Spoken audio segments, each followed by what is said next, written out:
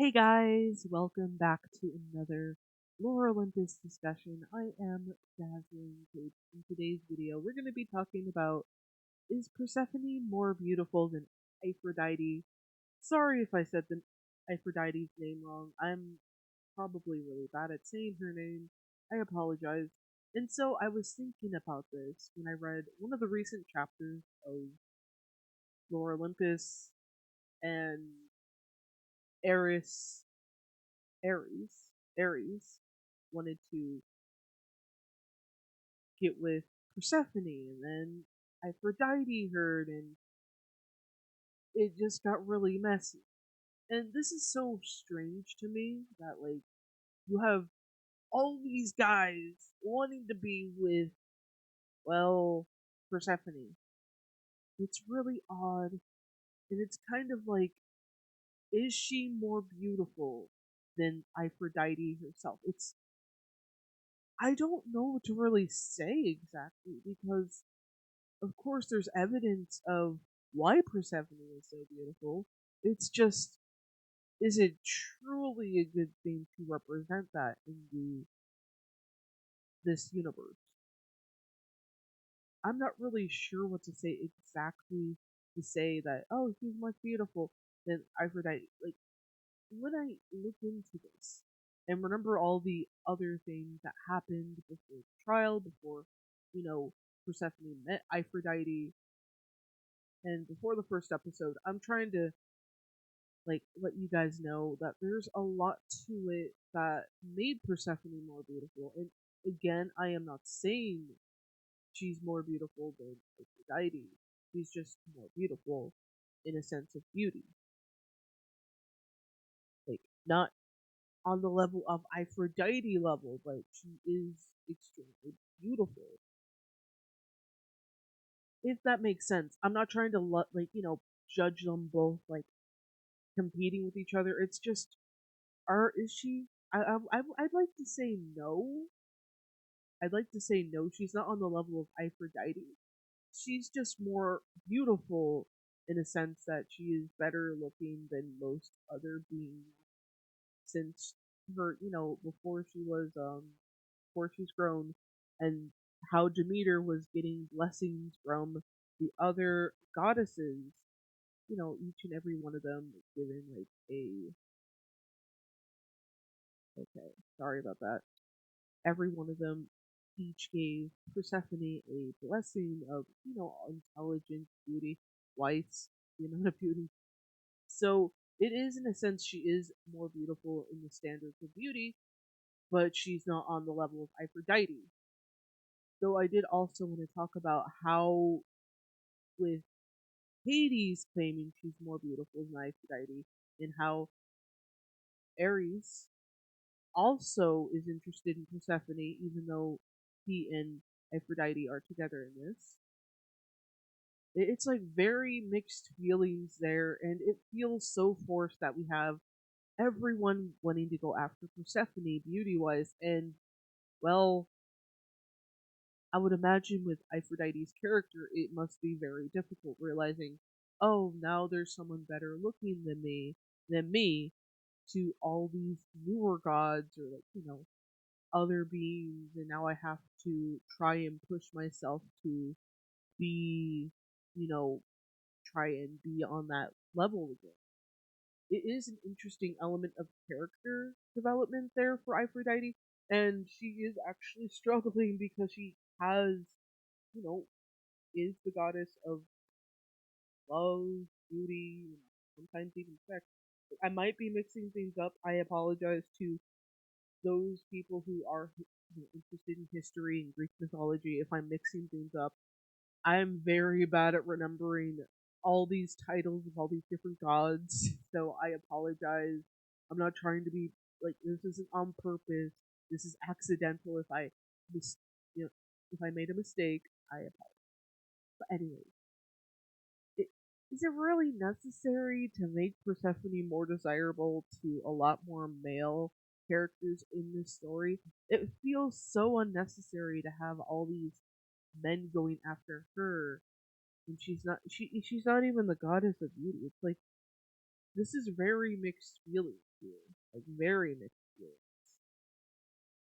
Like she's supposed to be one of the beautiful, like the most beautiful goddess amongst the gods, and I mean another character that would definitely be compared to Aphrodite would be Hera, considering how often people have, remarked how Hera is a very beautiful goddess in a lot of different mythology stories, I'm sure. And considering she is Zeus's wife, they would definitely have to say she is very beautiful. But with other gods, I mean the goddesses, it's kind of like you have to be careful with that in storytelling. And in this, I kind of get like Hades wanting Persephone because she's beautiful, more beautiful in his eyes. But having a lot more other characters interested in Persephone just makes it feel very just. You already have Apollo, and now you're adding in Ares. It's just like, come on, come on. We don't need this unnecessary amount of luggage for this, situation. We don't need more of that. It feels so forced that we have a lot more people into Persephone, and it feels like it's kind of a slap in the face in for like mythology in general.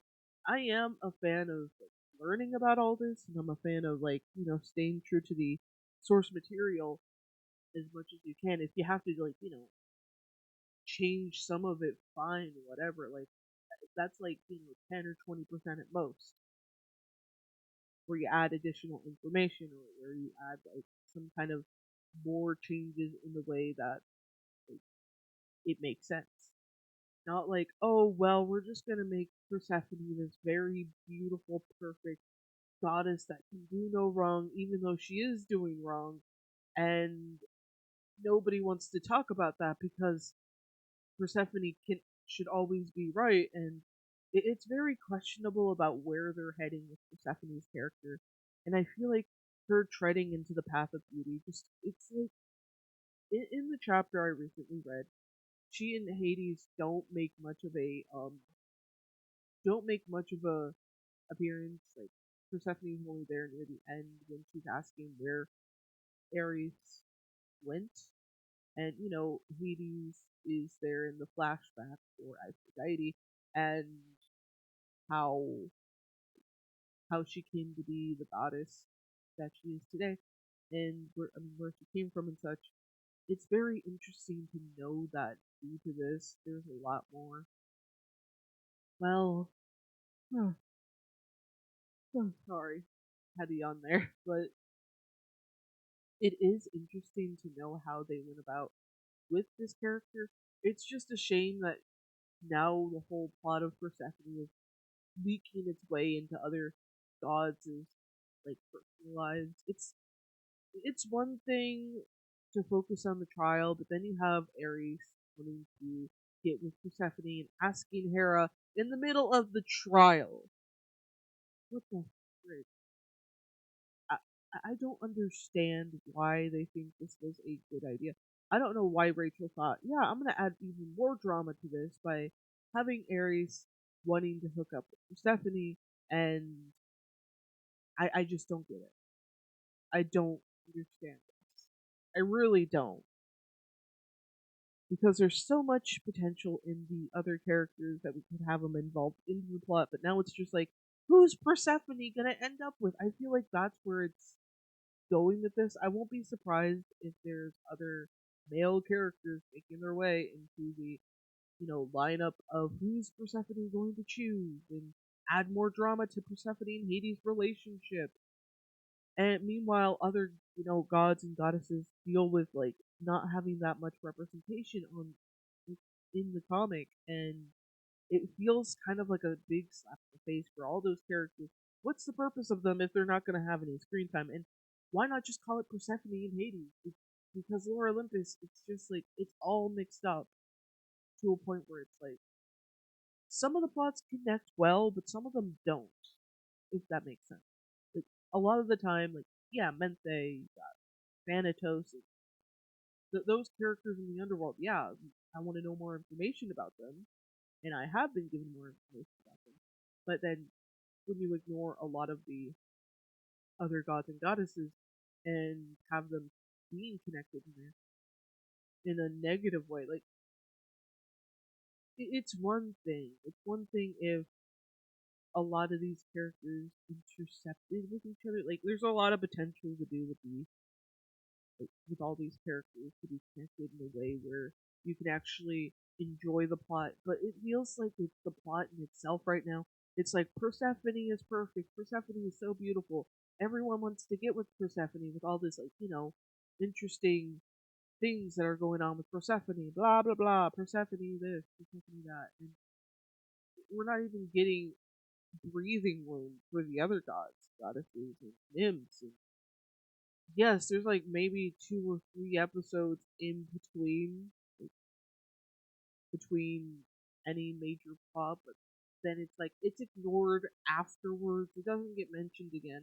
It's just kind of it's whatever, and it's so upsetting to see. Other than that, guys, I think that's all I have to really say. But is Persephone more beautiful than Aphrodite? I don't really think so. It's really such a shame that that's the way Rachel is painting this.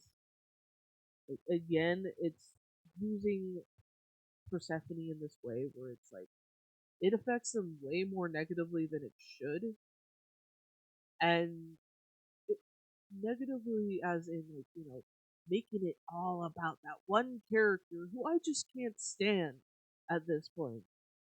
So I'm just like, I don't know how I really feel anymore about this character. I don't really think Persephone is all that great when it comes to these moments where she does steal someone else's boyfriend without even trying, like, or husband, whatever. It's like so stupid, in my opinion. This is so stupid. I wish we had more moments considering Aphrodite and Ares were one of my favorite characters to just see in the background doing random shit. Like, I want to know more about them. But no, it's Persephone and Hades. Whatever, blah, blah, blah. Who cares? Who cares?